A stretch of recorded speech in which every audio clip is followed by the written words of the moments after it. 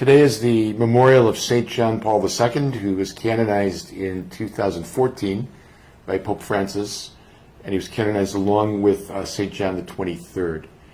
Today is his feast, October 22nd, because it was on this day in 1978 that St. John Paul II celebrated his inaugural Mass. And in his homily, he preached to the whole world and said, "Be not afraid. Open the doors to Christ. Open the vast fields of economics and culture and politics and governmental systems.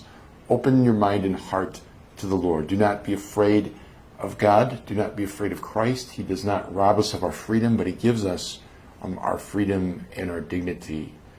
So we ponder his extraordinary pontificate. St. John Paul traveled to more countries, canonized more saints, wrote more encyclicals, revised canon law, issued the new catechism. The list of his accomplishments is stunning. And in the midst of it all, he became the evangelist of the world, preaching the gospel and proclaiming the dignity of the human person and the fundamental cornerstone of human rights for organizing the common good.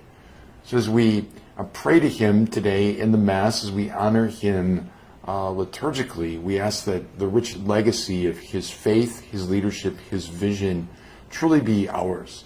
As we set out into the deep in our strategic plan, as we seek to go and make disciples throughout our diocese, we ask for St. John Paul II's prayers, that his urgency of the faith, his realization that we need the new evangelization, that each one of us is called to embrace discipleship and conversion, that all that may be made manifest in us as in our time and place we seek holiness, we seek Christ, we seek the kingdom of God.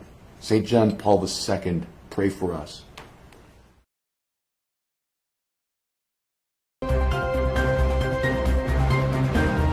Eleven News.